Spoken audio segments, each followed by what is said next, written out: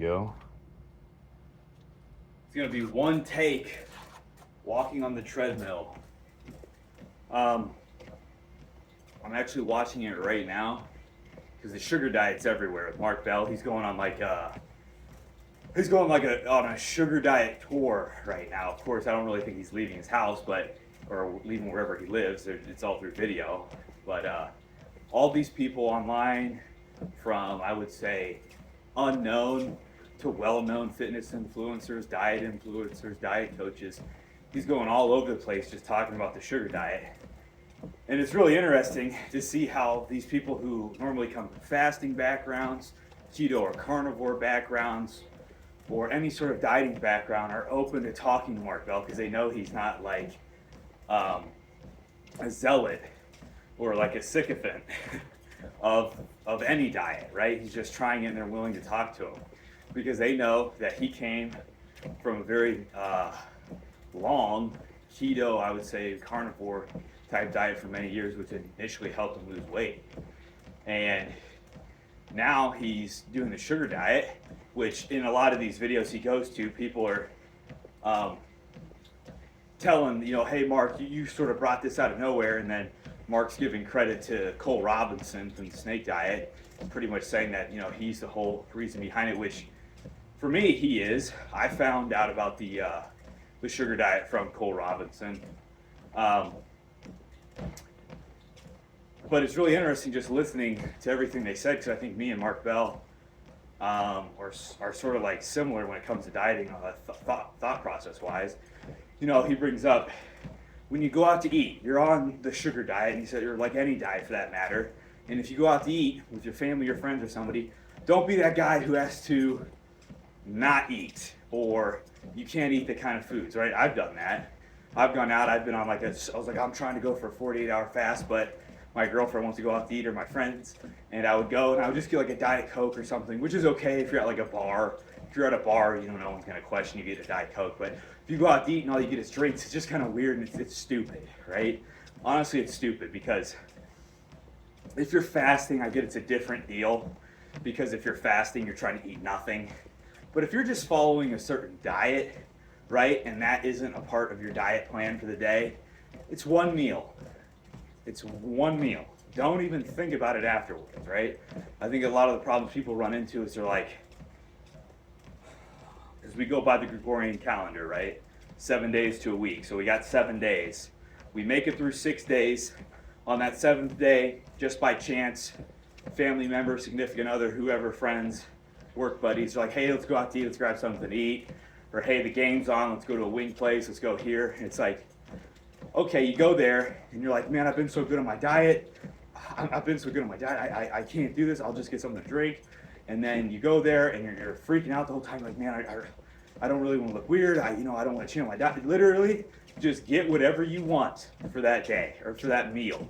Not day, for that meal, right? Follow your diet all throughout the day and then get that meal. And then the next day, jump right back on your diet, right? I think when people get too strict into dieting, it kind of like flips the table over when they mess up, right? Or like flipping the chessboard, flipping the checkerboard when you lose or something. It's like, man, if I'm going to do it, I'm just going to go all in. Forget it. I'm just going to sabotage my whole diet.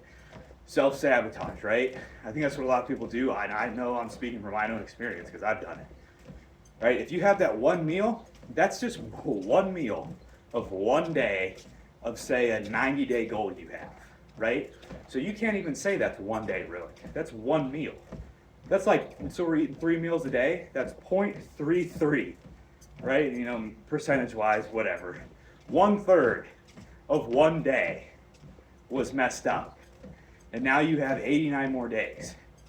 And say you do that once a week. How many days is that even going to add up to? 4? 3 or 4 messed up days, which I guarantee you if you just go to the restaurant and have a normal meal, you're probably going to eat at your maintenance level of energy or slightly over, which is nothing. And then you're going to go on to your next day being in a diet deficit, which is greater. But if you're on the sugar diet, you won't even feel it, and you're just going to go right back into successful dieting. I thought that was really good when he said that. because it hit me because I was like, I've done it before, and I know when I'm doing it, it's weird, I look stupid. I'll never do that again. It's not worth it. It's dumb. It's not like you're going out to eat every single day, right? If you go out to eat every single day, then that's a completely different thing. You're going to have to either go to a different food joint that's able to give you the food that you need for your diet, or switch that place up. So like a lot of people might go out to eat every day for work or for lunch. It might be McDonald's, it might be Burger King, it might be some healthier fast food, right? I think the best healthy, not healthy, but low in calorie, which ends up ultimately being healthier because you're intaking less food that would contribute to fat gain. If you're trying to lose weight, would be Subway. Subway's so simple. They have good deals. If you just use their coupons, you can get a sub for $6.99, and you can do that every single day as long as your Subway isn't cheapskate Subway like some places I know around me, which I never go to because of that. But you might have to switch it up. But when you go there, don't go to the place and literally hate it, right? Don't be like, yeah, I switched up my diet, so instead of a Big Mac and a McFlurry, which would be awful if you had that every day, unless you're able to out cardio it, or maybe you're able to eat that and still lose weight, but I highly doubt it. It's like, oh, I'm going from McDonald's now to Subway. It's like, oh, I hate it. I hate Subway. Well, I wouldn't even go there, right? You gotta pick the battles you can win, because this is a fight that you're fighting for yourself. So if you don't like Subway, don't go to Subway. If you like Chipotle, which is, you can, there's a lot of variety in the food at Chipotle and with Subway, because you can choose, what sort of meats you want on it, what sauces, cheese, vegetables, and whatnot. So that's why Subway's so easy. You can make a volume sandwich that's kind of low in calories, right? As long as you, choose the right sauces. So it's going to take experimenting. You're not going to be perfect from the start, but you're going to have to find these places if you're someone who goes out to eat every day and sort of switch it up, Going to a buffet, I doubt anybody goes to a buffet every day, but maybe you're a college kid, something like that, or you live someplace where it's honestly cheaper, or some sort of meal plan system you have going, and you go to a buffet every day. I mean, if you go to a buffet every day, they should have fruit. I mean, load up on fruit for breakfast, and then maybe for dinner have some vegetables with meat. I mean, a buffet, depending on what you got, is really the best of both worlds. Now, I get it, they're going to have all the goodies out there for you to look at, but if you're eating a ton of sugar from fruits, and I've definitely felt this way, that urge to eat candy or sugar, like cookies is my downfall, right? Ice cream and cookies. I don't really buy ice cream. I don't really buy cookies either, but if somebody offers me one, I've come to the point where I'm like, I can't say no. It's just better to accept it and take the cookies. It's futile. It's futile to go against that. So I won't necessarily buy them, right? If I'm going out for a treat, a dessert date or something like that, yeah, 100%. I'll go to a cookie place or a ice cream place, but I don't really buy it anymore and keep it in my house. It's normally like those protein treats, which can sort of be on par with a cookie. But again, when you're eating a ton of fruit, you don't really have that sugar craving, which is odd, because I had that sugar craving like mad on carnivore, right? But on this diet now, I don't really crave meat. I don't really crave any of that, right? I only really have meat when I go out to eat.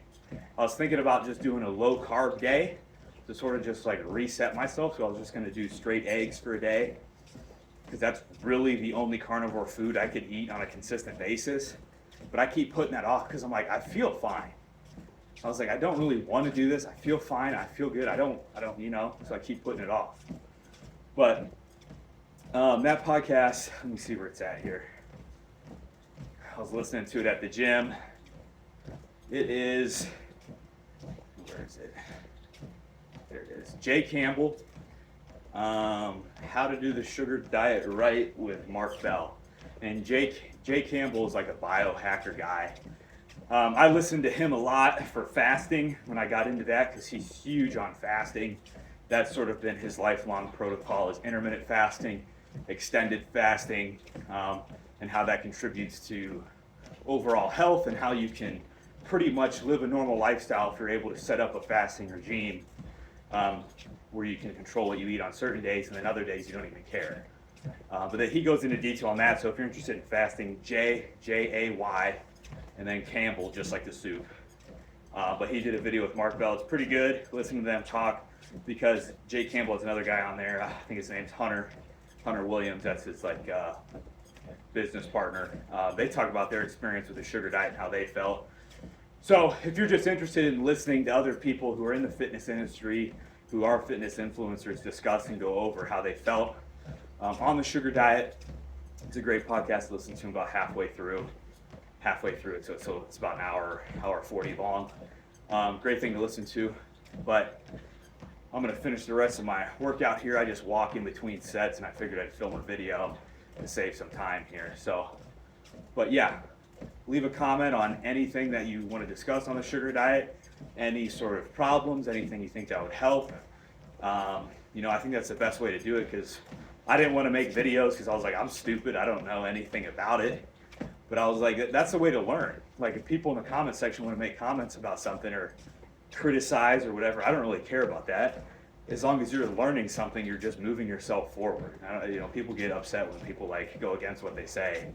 But if you're never willing to listen to what someone has to say, you're never going to make progress anyway. So your progress is going to be incrementally slow in some degree. So good luck, everybody.